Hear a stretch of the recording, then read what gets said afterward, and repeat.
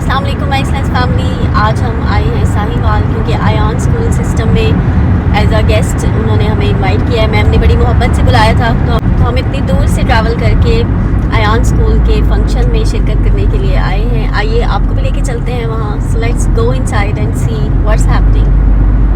माशाल्लाह, they have a very marvellous building. Entrance was very beautifully designed and they were standing there to welcome us.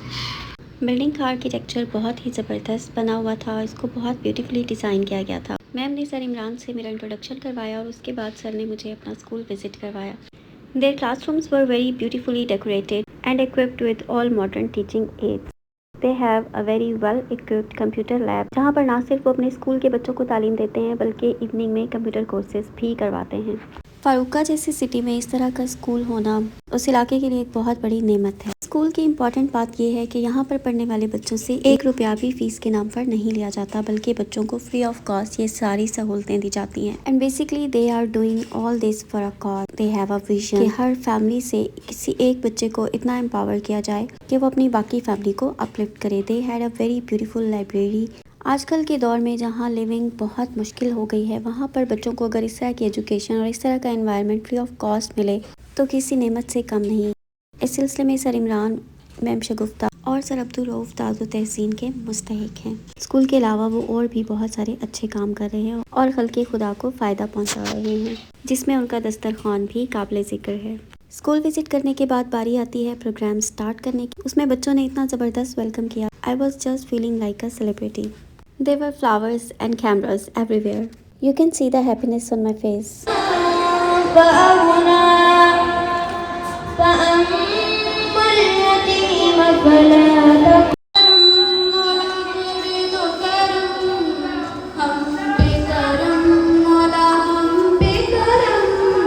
बिखरे हुए शर्मसार हैं, रहमत के तलबगार हैं, वास्ता नबी का मौला रख।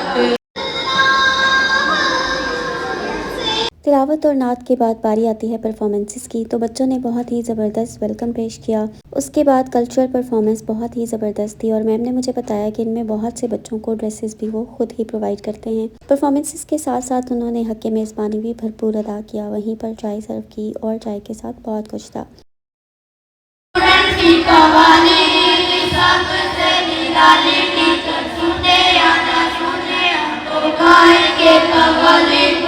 पढ़ाते हैं सुबह शाम, सोने नहीं देते,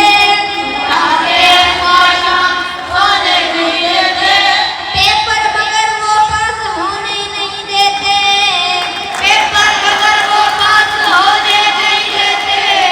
बच्चों के साथ बच्चा बन जाने में अपना ही एक मज़ा है। सर इस प्रोग्राम को बहुत इंजॉय कर रहे थे। बच्चे स्टेज पर उन्हें भी ले आए और उन्होंने बच्चों के साथ इस परफॉर्मेंस को बहुत ज़्यादा इंजॉय किया।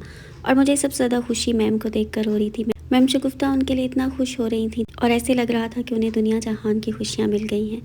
एक बहन के अपने भाई के लिए जज्बात को मैं बहुत अच्छे तरीके से समझ सकती हूँ, क्योंकि हम सारी बहनें ही अपने भाइयों से बहुत प्यार करती हैं।